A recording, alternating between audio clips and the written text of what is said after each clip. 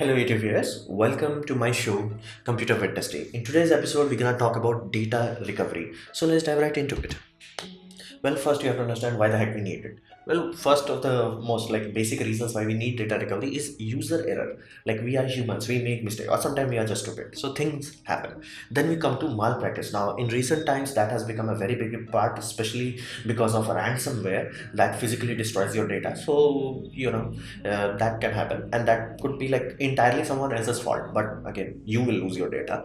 Then we come to hardware failure. Now this is most common. Like over time this will happen. You can have a best hard drive out there ever manufactured by whatever company possible. It will still fail over time. Let's say I bought a SSD from Samsung and it claims it has warranty of 10 years. I do not know whether I will be able to avail that warranty after 10 years, but let's say it has, and let's say it works flawlessly for 10 years. But what about the 11th year? It could randomly fail at that time. So things happen. Hardware failure happens. You may have electrical spike which has destroyed my motherboard in the past. Thankfully no data was lost, but you can get the idea. Things happen. Your power supply can fail. Heck, a spike that is bad enough in terms of voltage, it is high enough, it will destroy your surge protector and go through it. So things happen. That's the reality of nature. Things happen. You can be like best protected, best insured, and boom, things happen. So first we have to understand the simplest part of it. Software based. Basically, let's say you accidentally deleted or something, or you formatted your hard drive, things of that nature. In those sort of scenario, you have to understand this one thing. Whenever you delete something or quote unquote format something, it says the files are rarely deleted. They will never delete the file. What they will do is simply go to the index, basically saying this matrix level gibberish, and go there and remove that. So basically think of this way, a hard drive is kind of a library. Now where each file is, it's not stored directly at the gate. At the gate there is an index file, basically a librarian if you will, and that librarian is like, okay, which file do you want? Computer is like, hey, I want this file for this software. It's like, okay, I will check it. So librarian does not go and check everything. So like she has an index. Now that index she will read, okay, this file you want that. Now go there, basically read head will go there, collect the data and give it to the RAM, and RAM will give it to processor. Everything works out like this. Now let's say a computer gave a command, hey, delete this file. So what does happen? Now let's say that file, the book that was in the library, she will not touch it. She will simply look at the index, take out that page where that file is stored, that throw away that page. That's it. Nothing else will happen. So what does that mean? That simply means when you rewrite something, basically, because you will see that space has opened up. Let's say you deleted 5 gigabytes of file, 5 gigabytes are now available. Now let's say you ported in new file. So where does that go? That will go where the index page is empty. Now it will like, okay, these places are empty, send the book. Now read height will go there, write the file, and the way it writes the file, it destroys the past file. So and if you deleted something, nothing has happened to your file unless it has been overwritten. So give you a simpler context. You have a memory card in your camera, you took some photos, you dumped that photos in your computer, you did the editing, everything fine, everything is dandy, and you deleted the file from your memory card. So thinking like, hey, if the memory card is not very big, or maybe you want an empty memory card so for your next shoot, let's say 2-3 months have passed, you have not done anything with your memory card. It's just sitting there in collecting dust, and then randomly you realize, holy damn, I did not back up those photos, and you look for those photos, you have accidentally deleted, the hard drive failed or something happened. Now you want to recover it. Basically the flash chip you have from your memory card, it's completely intact. You can take that memory card, try to back up data from it, and there is a very good chance you're going to recover almost every file, simply because the index was deleted. So when camera was about to rewrite, it will simply look for the indexes. Like it never touches the data. Actual data is intact here as far as rewritten has not been. But now if you have rewrote it, forget about that. One rewrite can destroy your file. 2-3 rewrites, there is no chance in hell you can recover data. So that is the one thing you have to understand. Whenever you delete, even a shift delete, all you are doing is deleting the index. So your file is quote unquote safe as long as it has not been overwritten. So let's say you have like in my case, I have a hard drive which has an operating system. Then I have another hard drive which have all my data, TV shows, my photos and all that jazz, my YouTube videos and all that. Now if I delete something and I do not overwrite it, the file is there quote unquote intact, quote unquote safe, as long as I do not copy paste something new there. The moment new file is there, the probability of me recovering data goes down. And this is one thing I will specify very clear. If your data is encrypted, basically if you have a Apple laptop or some SSDs that try very hard for security reasons to encrypt the data, if something bad happens, that data is gone. Encryption is a last resort kind of scenario. It's not for protecting your data, it's for destroying it in case somebody, steals your laptop, or somebody finds your laptop in a dumpster and is like, yeah, I'm going to recover the data. And and if it's an Apple owner, there is a very good chance they have a deep bank account. So they cannot rip off your data simply because the encryption will make it useless. However, that's a new kind of situation. So if you accidentally destroy your laptop, forget about data recovery. If it's encrypted, there are very few people on this planet that can truly recover it. So, and there is another aspect. If you download any recovery file software like that claims that is gonna recover data, maybe you have bought SD cards, and there is a 1 year license coming with those kind of system for like legal full-fledged recovery software.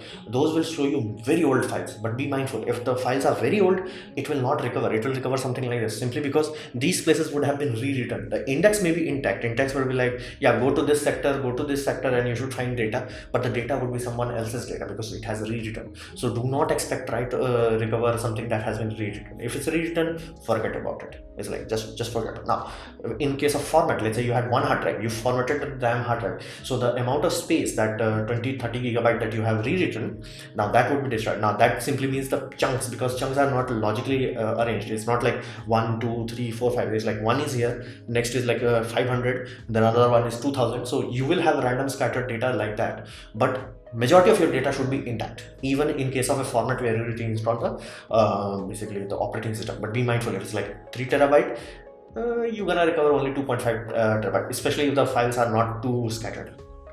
So be mindful of that. You do not delete the file, you only delete the index.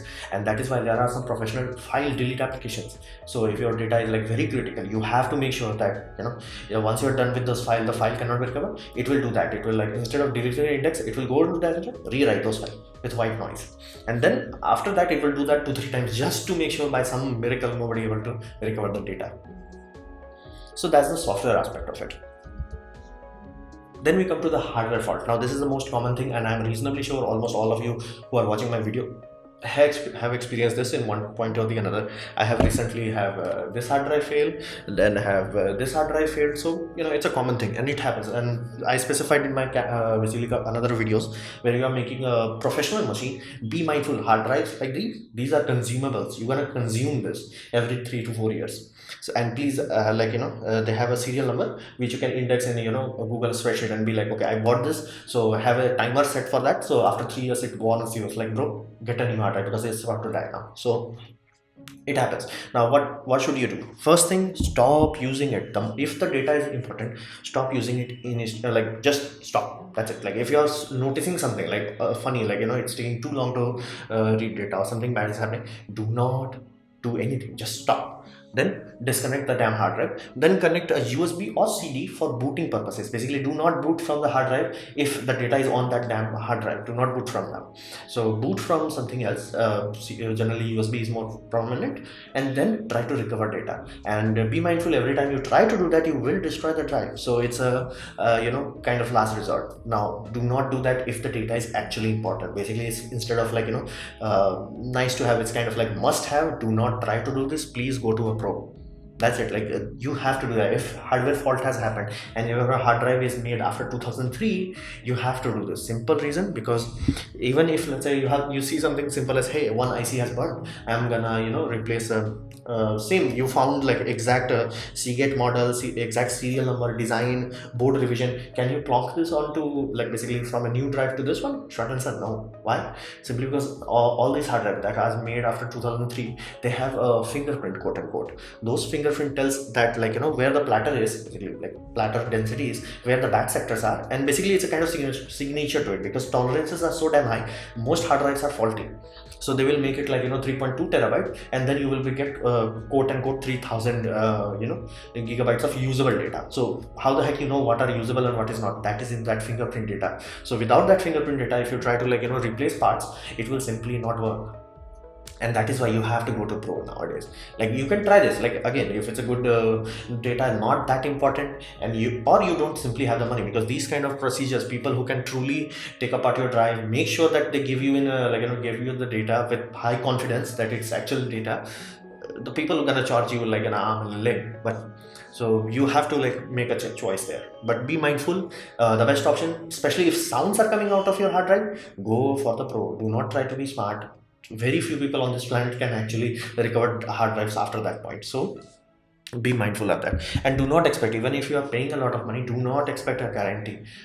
Like a good reputable recovery department will flat out tell you, bro, we will try our best, but we cannot guarantee anything. It simply cannot be done. If the hard drive is destroyed, it's just destroyed. So especially if you, when you say cut, the read head is actually destroying the platter. It's like physically damaging the platter, so it can't be recovered. And forensic department, people employed by CBI, FBI, or things of that nature, they may take upwards of a year trying to recover their data. So if they have hard drive that has been like blown up, they will have a one small chunk. Hopefully something would be there, and they will require mainframe computer to reconstruct every possible combination. Hopefully they'll get one image out of it. So be mindful. Hardware fault, go to the pro. That's the first option. If not, if you're like, hey, I think my hard drive is about to die and I want to recover the data, please do not load up that drive. Basically, don't boot from that. Use a external USB boot or CD boot, then recover the data. Then that way there is a very high probability before your hard drive dies, you're gonna recover the data, or before you rewrite it, because you have to understand, operating system creates a temporary file, and that temporary file rewrites almost every damn thing. So that is why people generally try to have partition. Basically, they want to make sure rewrites are limited to this quote unquote platter. So you have to understand, hard drive failures is you cannot do anything about it, practically speaking. So this is the one important part about data recovery. You should never need it. No matter what, you should never need it, simply because redundancy is a possibility now. So you can basically protect yourself against every possible damage that could happen. That's the first thing. That's the reality now. A few years ago it was not possible, now it is. So you can protect yourself. Let's say in my case, I have a SSD, that is my operating system. What happens if my SSD dies? Yeah, I have to buy a new one and I have to reinstall every damn thing. Yeah, frustrating, tedious, expensive, wasteful, but not destroying to me. What about my videos that are for YouTube and all that? Yes, those are physically bad. I have 3 physical hard drive, so the likelihood, even with a power spike, all 3 hard drive will die at the same time. It's unlikely. So I could have a scenario where one died and my data was intact, important data. Again, I lost my movies and all that, but again, those are not important nowadays. So that is one easiest way to protect yourself against physical fault, because hard drives do die. It is a consumable. You're gonna die, you're gonna have a hard drive failure in 3 to 5 years. Again, if you are using it very slowly, then it may last longer, but it's a inevitability.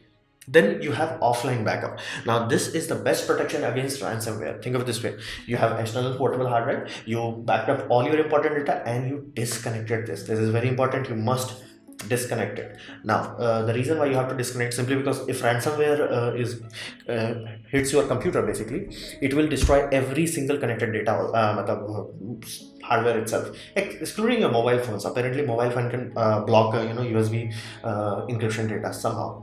They may simply what the hell is happening, they might not, because there is an Android operating system there. So you have to make sure that drive is disconnected. So if ransomware attack happens, because you have to understand, many people have this issue also, they paid the ransomware the money, and even the hacker was, let's say, was honest hacker, and they gave you the decryption key, so to say, but your hard drive died the moment you tried to decrypt, because decryption of 3 terabytes of data is going to be very stressful on the hard drive, and that itself will kill your hard drive. So if ransomware attack has happened, think of it this way: it's all gone.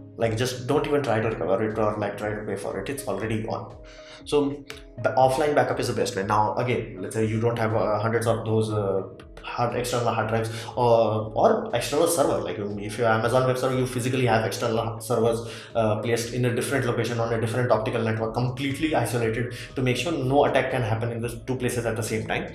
So what can you do? Again, if you are in an office and something like that, you will most likely have already seen log tapes. Now these tapes can store 6 to 7 terabytes, so they are a very good solution for office level. For personal use, let's say you want to back up your photographs and all that jazz, Blu-ray, archivable disk. Be mindful, I'm talking about archive disk, not normal disk. Normal disk will not last very long. Archive disk, again, you have to buy an expensive player that can write on those. But again, reading, you can do, any player can read it, but you need expensive player to write it, which has a M disk logo. Disk M logo would be there, so you can use that and back up it up. Once you have backed it up on this, double check whether it's actually there. Then nothing can happen to that, barring you physically destroying it. Nothing can happen to that. So this is the best protection against any virus, any bootware attack, or ransomware. These are the easiest way to protect against ransomware. Just have offline. Then we come to the one good solution nowadays Google is providing is that just back up your photos on Google Photos. Now you might be like, hey, it's not full resolution. Absolutely true, but again, there is a very good chance the old photos that you have is only 2-3 megapixel. Like I have photographs from 2008, so those are not very high megapixel. And Google almost copies it to dicto level, and it allows you unlimited recording. So it's, yeah, it would be nice to have like 12 megapixel photos or 12 megapixel raw files, but again, something is better than nothing. And because of the fact that I can back up everything and categorize it properly, I can back up the, and not to mention there is a feature known as Google Takeout. Type that and find it out, and you can recover all the Google photos in one folder. So you will get that whole data and then back up it up in multiple hard drives. And then this is one critical aspect. All hard drives, because of the importance of the data, even as early as 1992 and things of that nature, people started to create smart. What does that mean? Simply means be smart. So it's something very simple. Each hard drive manufacturer will create a data log. It will say if my bad sectors are above 50 and around 200, you are good. That's my green zone. If you are below like in this green zone, everything is good. Hard drive is working properly. There is no fault with the read head, write head. If my read or write speed is around this point, you are good. If you are having bad sectors, if the numbers are, because they're always, I specified hard drives have a fingerprint, so it will be created and stored in the hard drive steam data point. So you need a software that can read it.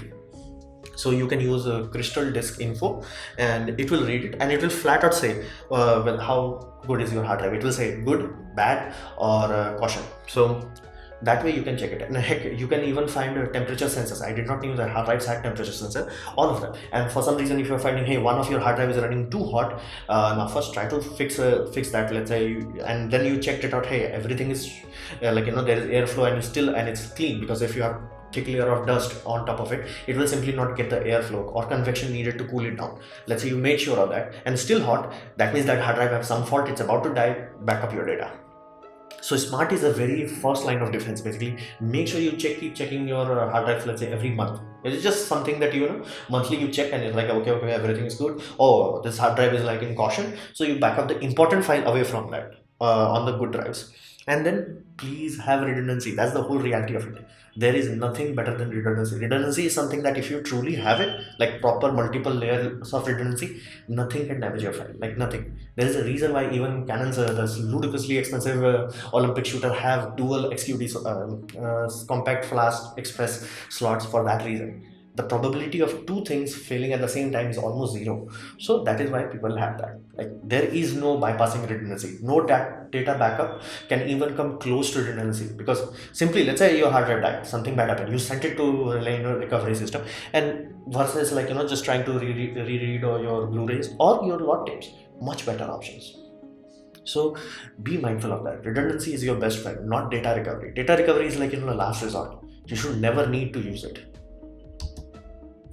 So this was my presentation on data recovery. I hope you liked it, learned from it. In that case, please click the like button. If you liked it so much, please share it amongst your friends. That will help me a lot. If you didn't like it, didn't enjoy it, I'd urge you to press dislike, press it twice to show me your disappointment. Please leave a comment because I try to reply to all of them. Subscribe, press the bell icon if you're free, and as always, thanks for watching.